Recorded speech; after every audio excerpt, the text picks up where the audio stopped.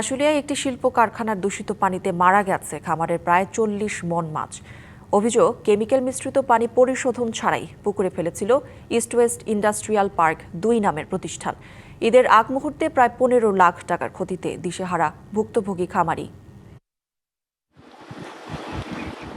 আশুলিয়ার নবীনগর এলাকার তরুণ উদ্যোক্তা সাদ্দাম হোসেন মির্জানগর এলাকায় একটি পুকুর ভাড়া নিয়ে করেছেন মাছের খামার। ৩ বছর আগে বিভিন্ন মাছের ২৩ মন রেণু পোনা ছেড়ে চাষ শুরু করেন সাদ্দাম।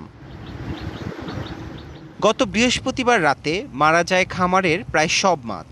সামান্য কয়েকটা বেঁচে থাকলেও দুর্গন্ধের কারণে বিক্রি করা যাচ্ছে না। অভিযোগ উঠেছে ইস্ট ওয়েস্ট ইন্ডাস্ট্রিয়াল পার্কের কারখানার কেমিক্যাল মিশ্রিত পানি ফেলা এর কারণ।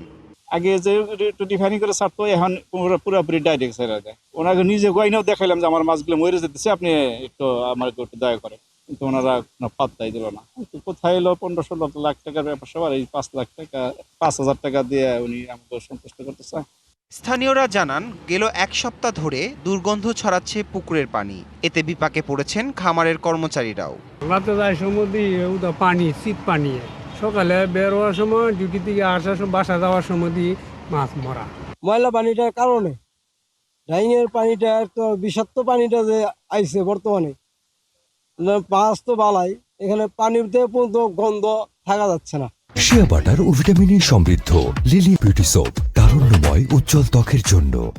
ভুক্তভোগী খামারির অভিযোগ, ওই কারখানা কর্তৃপক্ষের সাথে যোগাযোগ করেও মিলছে না প্রতিকার। ক্ষতিপূরণ চাওয়ার পাশাপাশি এ ঘটনার বিচার চান তিনি। ওনাদের এখানে ইটিভি পাওয়ার প্ল্যান্ট আছে, প্রতিবারই করে ছাড়ে। তো এই বছর কেন ওনারা এরকম করলো বুঝতেছেন। এবার ডাইরেক্ট পানিটা ছেড়ে দেওয়ার ফলে কারণ আমার এই এত বড় ক্ষতিটা হয়ে গেছে। তো এইখানে প্রায় গত ৩ বছরে যে মাছ জমানো ছিল ১৫ থেকে ১৮ লক্ষ টাকার মাছ আমি বিক্রি করতে পারতাম। ১০ থেকে ১২ জন লোক কর্মজীবী কাজ করে, তাদেরও এখন পর্যন্ত আমি কিছু করতে পারিনি।